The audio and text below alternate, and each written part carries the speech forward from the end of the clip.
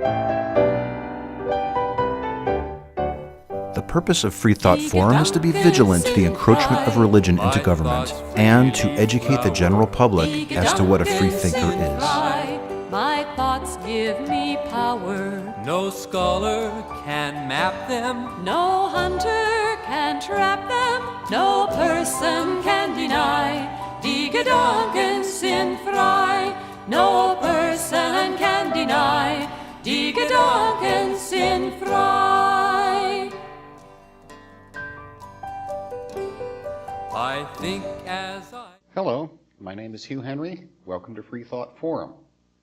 Today we're with Nick Calzoncit, and we're going to talk about eugenics, a scientific darkness, past and present. Nick has a Bachelor of Science in Elementary Education and a Master of Science in Deaf Education from Gallaudet University. He participated in the World Tobacco Conference at the United Nations, presented at the World Tobacco Control Conference in San Francisco, and was honored by President Clinton at the White House. Nick recently became interested in eugenics and is trying to get a consideration for changing the names of schools named after American eugenicists, especially Burbank. I also happen to know he's the host of 2 programs on community television. So, Nick, tell us about the darkness of eugenics. Thank you very much, Hugh. It's a pleasure to be here with you. I'm going to make reference to, and you don't really have to look carefully at this, Edwin Black's book, War on the Weak. That's how my interest started. Last year, I heard about Mr. Black's book and how it was making bestseller lists almost immediately. And that led to the interest in eugenics. I immediately started to look, and this is important. There is a wealth of information on eugenics. I didn't know that, but there are countless books available, readily available, and of course the internet, you would never exhaust the information that's available there. So it's of world interest. For some reason, and I want to point that out, is that the media today does not have a real big interest in making eugenics something that's known by the everyday person. Well, this is the story as an overview taken from Mr. Black's book.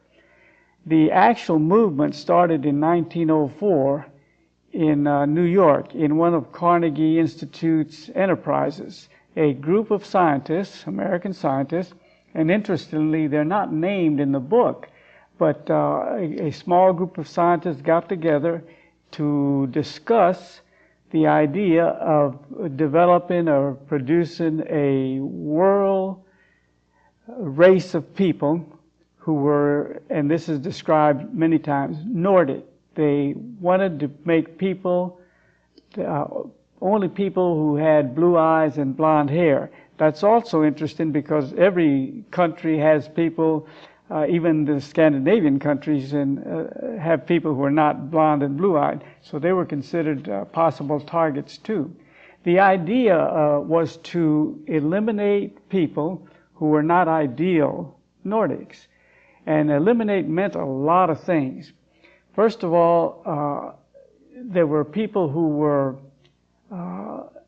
had a handicap of any one of a number of things. If you were blind, or deaf, or feeble, anything that was a handicap, physically or mentally, was to be eliminated. Now, an example of the extreme that this was carried to, if I had a vision problem and it was determined, then in some places it was ruled that not only was I to be somehow removed, but every member of my family who may have had 20/20 vision, they had to go too. So it was that extreme. Now there are a number of things that were done, different kinds of things that were done to eliminate people. For sure, some were sterilized. Many people, 60,000 Americans were sterilized. And obviously, well, women were sterilized. There were people that were virtually imprisoned. They were cut away from society. There were laws that said you couldn't marry if you had a potential of producing a child who might be non-Nordic. So there were a number of any way that you could think of to eliminate people was actually carried out.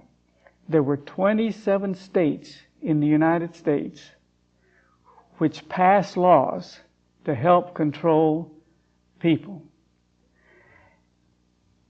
One of the biggest things, there are a number of people who are highly well respected worldwide, not alive today. Well, there probably are some alive today that we don't know about yet, but these are some people. I'm going to list you some names.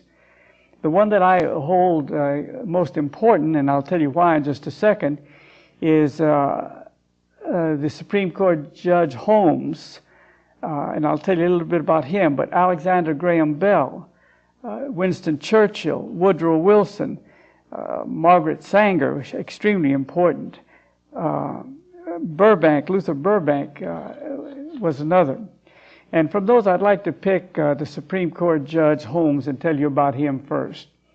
An interesting thing is that most of these people who were strong supporters of eugenics were well-to-do, well-educated, the elite. They were not. Some of them maybe weren't really highly educated and highly intelligent, but they were the elite. They were people with money.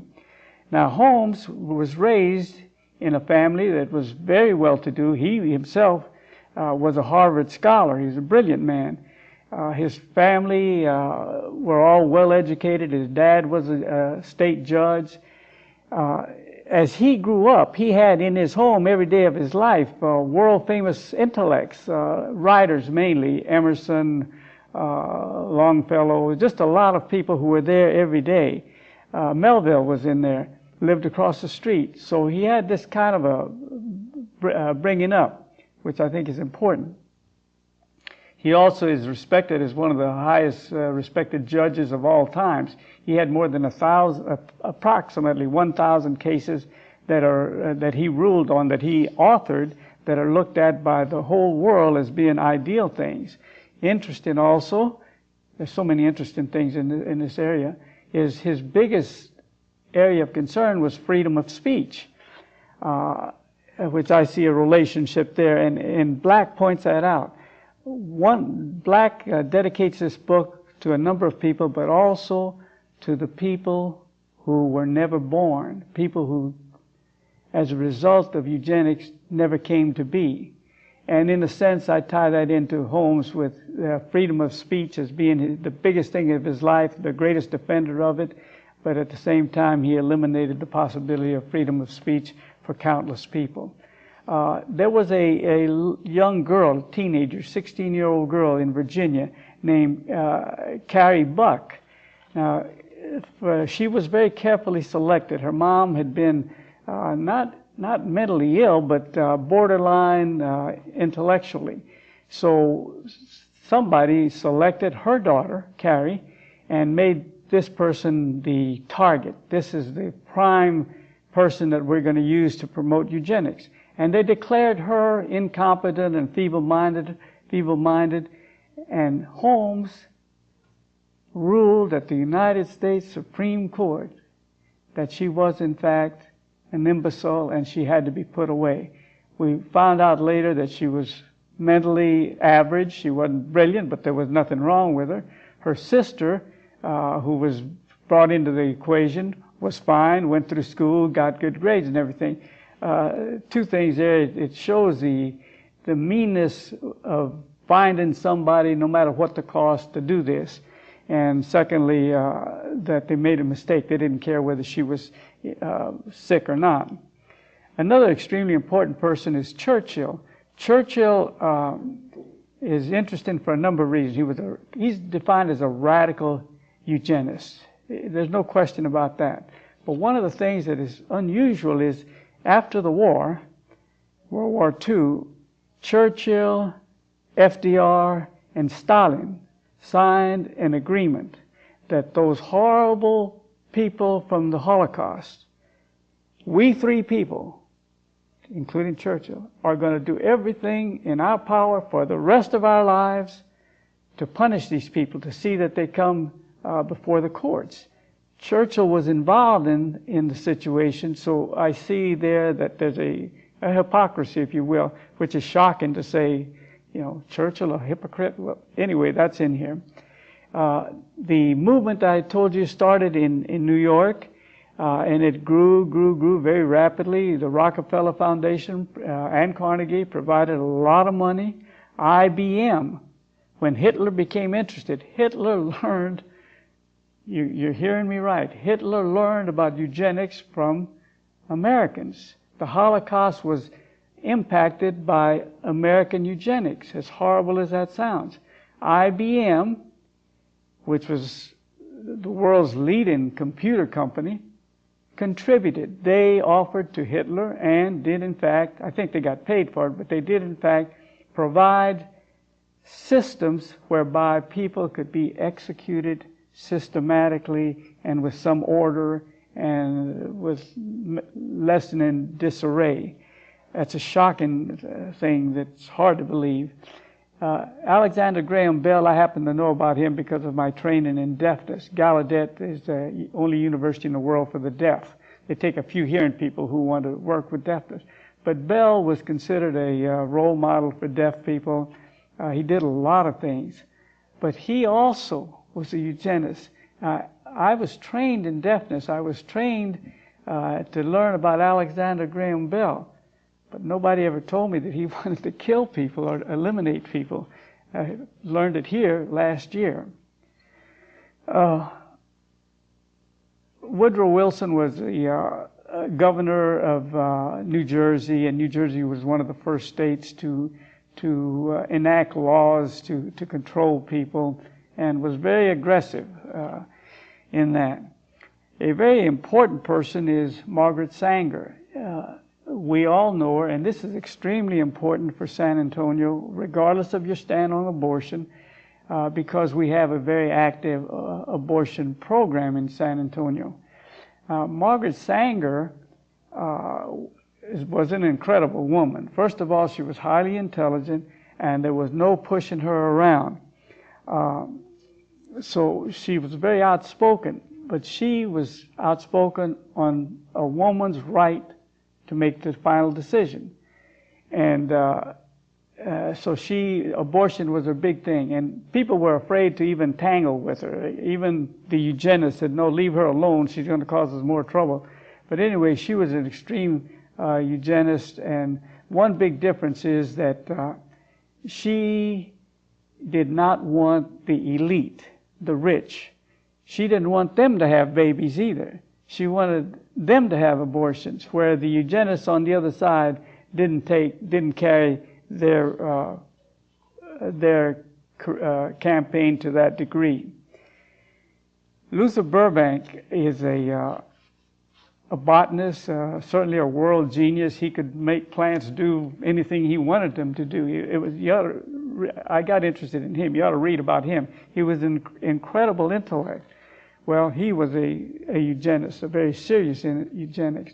And he made the comparison that in American society we have all the good things that happen, but then we have criminals, and we have imbeciles, and we have handicapped people. And he called those the weeds of society.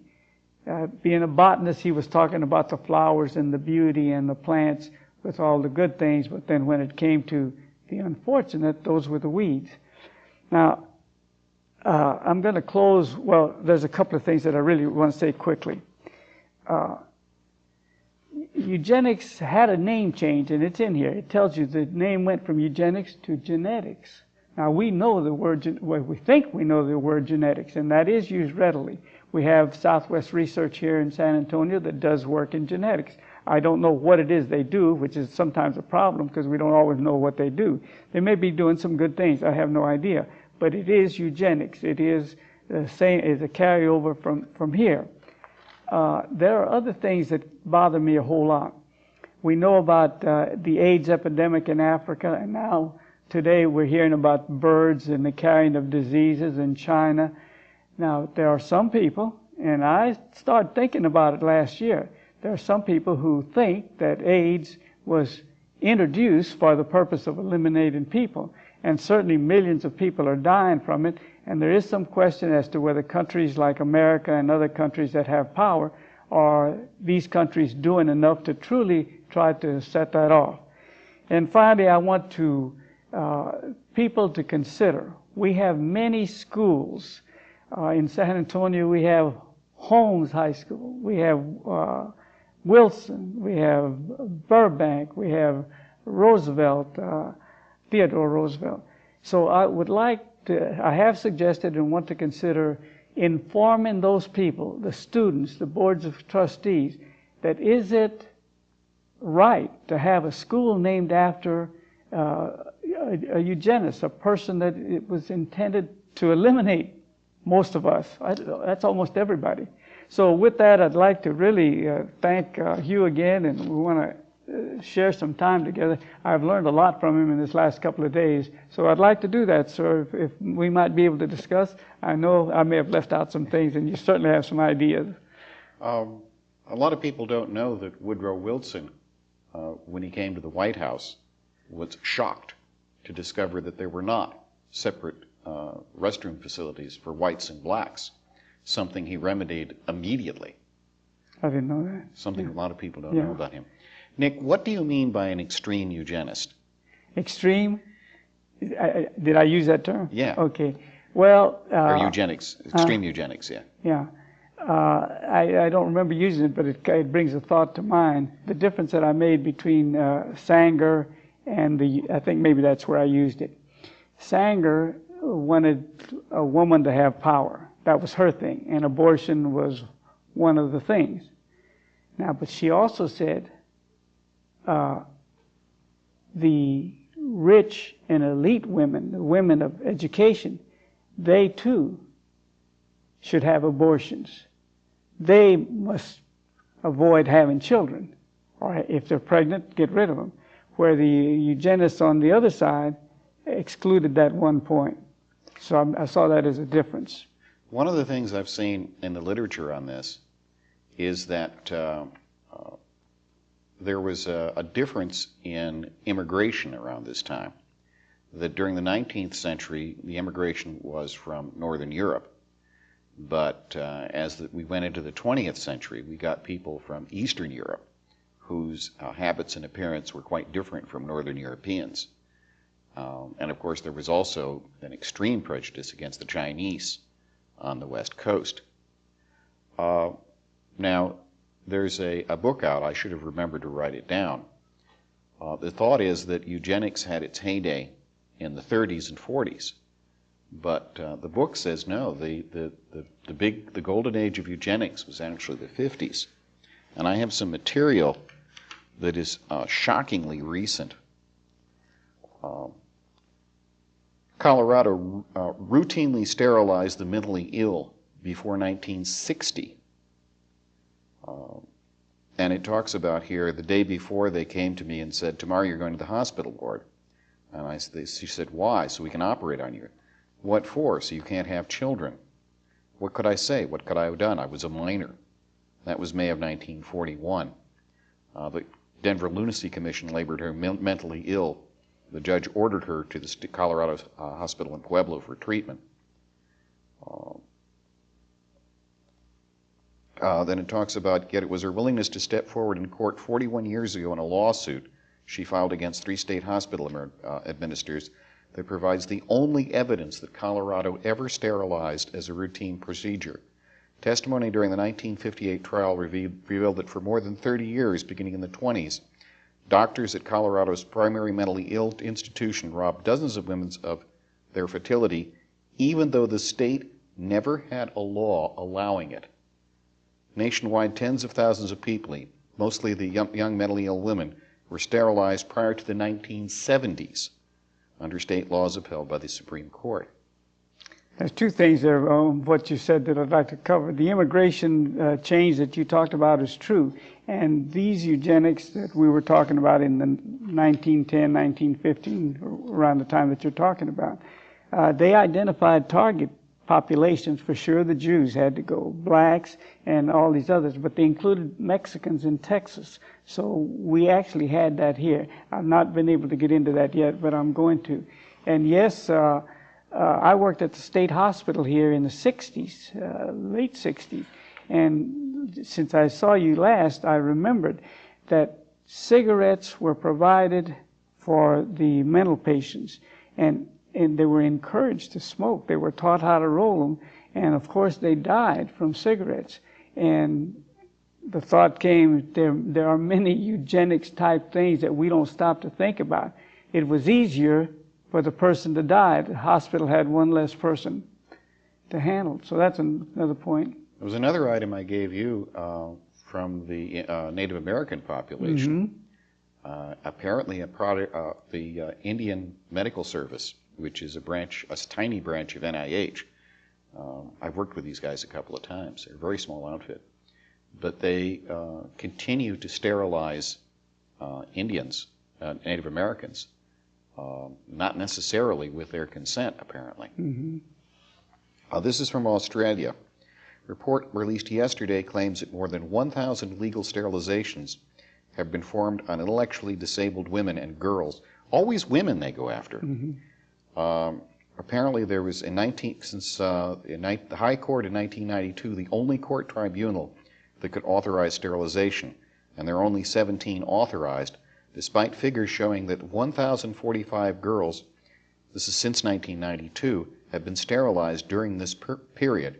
The law has failed to protect significant numbers of children from significant abuse of their fundamental right and bodily integrity. So this is going on right now, yes, sir, right in now. Australia. Yeah, without any doubt about it. The point that you made about why not men, and that's an interesting thing. All of the eugenists, the original people in the 1904, with two exceptions, were men, and there were a lot of them. There were scientists from all over the country that eventually got together. But there were some women, and interestingly enough, and this is the point, is that the women were very, very powerful, intelligent, educated people. Sanger was one, and Harriman was another, a very powerful family in New York at the time. The Averell Harriman is the most. Yeah, exactly.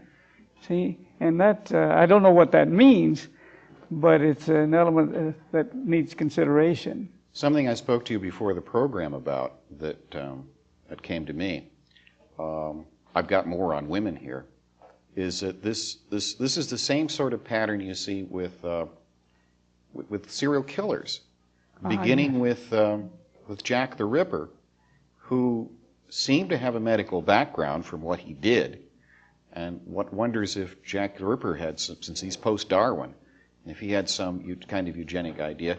Always the targets are prostitutes or college girls, loose college girls. The Green River Killer, the Red Light Bandit. If there's something underlying all this stuff, I don't know. I don't really know if there is. That's another point, is we don't know, but there's so much there. The prostitutes and that sort of thing. We have, and I pointed out to you, we have that here at the border. There are 60 women who have been murdered, and suspected that many more that we haven't found the bodies, but they were pretty much prostitutes. The same kind of a serial killer as you're talking about. And there was another point that slipped my mind. It might come back to me in just a second. Well, another thing is that this seems to me close to rape, which is not a sexual crime. It's a crime of violence that involves sex. And this kind of thing tends to look like rape. Let me go on to, this was something that was covered on the NPR or public television, I forget which. This is Red Deer in Alberta, Canada. The provincial school for the mentally deficient in Red Deer. Virtually everyone who entered it was deemed to have inferior genes and was forcibly sterilized. The Red Deer School was implementing a law that had been on the statute book since 1928. The law was not repealed until 1972. It didn't matter what the terrified child said. The verdict was nearly always the same: sterilization. Plus, like the Magdalen laundry thing in Ireland, these women were locked up permanently, never allowed out. In fact, the people of Red Deer felt so badly about it that when children or women managed to escape from the facility, they concealed them and tried to help them get away. And this, as I said, in 1972, certainly in my lifetime and yours. Oh yeah, definitely, definitely. There's a couple of other things that I'd like to just quickly and get covered, repeated, and we only have 4 minutes or so. The fact that I mentioned it earlier, I don't want to be the one to judge, but I would like for those school districts, for the Board of Trustees, to consider, to learn about eugenics. And if a school was named after a eugenist, then the board ought to consider changing the name.